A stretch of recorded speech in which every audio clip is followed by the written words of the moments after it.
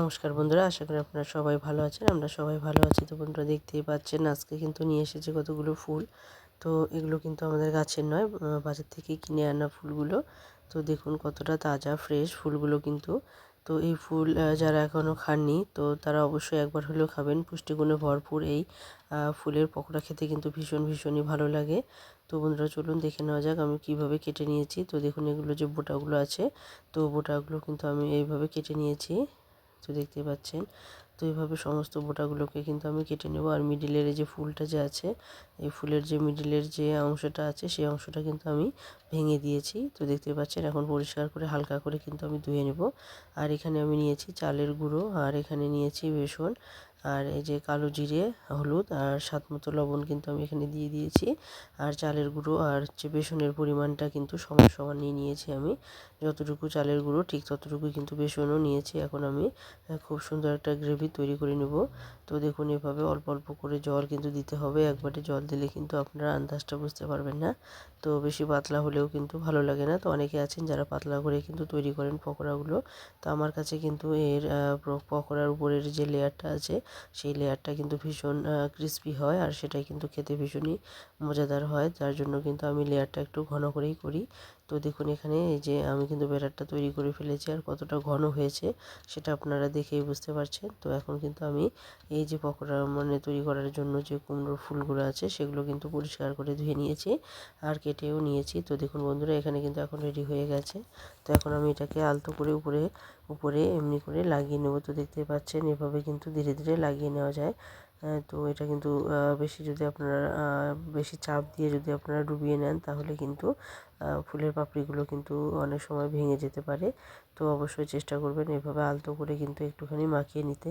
তো দেখুন এখানে কিন্তু পুরোপুরি লেয়ারটা খুব সুন্দরভাবে কিন্তু লেগে গেছে। তো এখন এই যে একটা একটা করে পকোড়া কিন্তু আমি ভেজে নেব। তো এখানে দেখুন লোহার কড়াই বসিয়ে দিয়েছি, আর আমি এখানে দিয়ে দিয়েছি সাদা তেল। আর তেলটাও কিন্তু বেশ গরম হয়ে গেছে। এখন আমি লো টু মিডিয়াম হিটে এই পকোড়াগুলোকে ভেজে নেব। তো দেখুন এখানে কুমড়ো ফুলের পকোড়া কিন্তু আমি একটা একটা করেই ভাজবো, যেহেতু সাইজে একটু বড়। তো যার জন্য কিন্তু অনেকগুলো একসঙ্গে দেওয়া যাবে না। তো অবশ্যই চেষ্টা করবেন একটা একটা করে ভেজে নিতে, তাহলে কিন্তু ভাজাটাও বেশ সুন্দর হবে আর খেতেও কিন্তু দারুণ হবে। তো বন্ধুরা দেখুন এভাবে কিন্তু প্রত্যেকটা ফুল আমি কিন্তু একইভাবে এইভাবে পকোড়া তৈরি করে নেব। তো বন্ধুরা দেখুন এখানে কিন্তু একদম লো টু মিডিয়াম হিটে আমি কিন্তু ভেজে নিচ্ছি, কারণ বেশি যদি বেশি হিট করে যদি আপনারা ভাজতে যান তাহলে উপর কিন্তু ব্রাউন কালার হয়ে যাবে, আর ভিতরটা হয়তো বা ক্রিস্পি হবে না।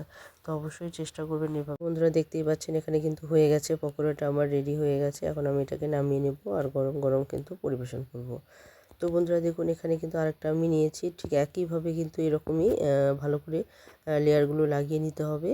আর খুব সুন্দরভাবে কিন্তু আপনারা এটাকে একটুখানি যে বাড়তি থাকবে গ্রেভিটা সেটা কিন্তু একটুখানি টান দিয়ে যদি বাটিতে নেন তাহলেই কিন্তু এর নিচের যে গ্রেভিগুলো থাকে সেগুলো কিন্তু খুব সুন্দরভাবে পরিষ্কার হয়ে একটা সুন্দর একটা শেপ তৈরি হয়ে যাবে। তো বন্ধুরা দেখতেই পাচ্ছেন এখন আরেকটা কিন্তু আমি বসিয়ে দিয়েছি। তো বাটিতে একটুখানি টান দিলেই কিন্তু এটা সুন্দরভাবে কিন্তু পরিষ্কার হয়ে আসে। তো এভাবেই একইভাবে কিন্তু সবগুলো যে পকোড়া আছে ফুলের পকোড়াগুলো কিন্তু আমি তৈরি করে নেব। তো দেখুন দেখতে কতটা সুন্দর লাগছে। তো এভাবে কিন্তু সমস্ত পকোড়াগুলো ভেজে নেব আর গরমাগরম পরিবেশন করব। তো সমস্ত ফুলগুলো কিন্তু একসঙ্গে আমার দেখানো হয়নি, কারণ সবাই যেহেতু একসঙ্গে খাচ্ছে না, তো যার জন্য কিন্তু আমি যে কয়েকটা আমার লাগবে সে কয়েকটা শুধু আমি ভেজে নিচ্ছি আর সঙ্গে সঙ্গে পরিবেশন করে দিচ্ছি গরমাগরম। যার জন্য কিন্তু আপনাদেরকে সমস্ত পকোড়া একসঙ্গে আমি দেখাতে পারিনি। তো দেখতেই পাচ্ছেন বন্ধুরা কতটা লোভনীয় হয়েছে এই পকোড়া। এই পকোড়া যদি সঙ্গে থাকে তাহলে কিন্তু অনায়াসে এক থালা ভাত আপনারা খেয়ে নিতে পারবেন। তো বন্ধুরা দেখুন এখানে কিন্তু হয়ে গেছে একটা, প্রথমে সেটা কিন্তু দিয়ে দিয়েছি আমি একজনকে। তো আর একটা কিন্তু আমি বানিয়ে নিয়েছি। এখন দেখুন এখানে 3টে আমি শুধু আপনাদেরকে দেখাতে পাচ্ছি, বাকিগুলো কিন্তু আমি দিয়ে দিয়েছি। তো দেখুন কতটা লোভনীয় হয়েছে, আর এটা খেতেও বেশ সুস্বাদু হয়েছে। তো বন্ধুরা যারা এখনও এইভাবে কখনও পকোড়া বানাননি তারা অবশ্যই একবার এভাবে ট্রাই করে দেখবেন। আশা করি আপনাদের খেতে ভীষণই ভালো লাগবে।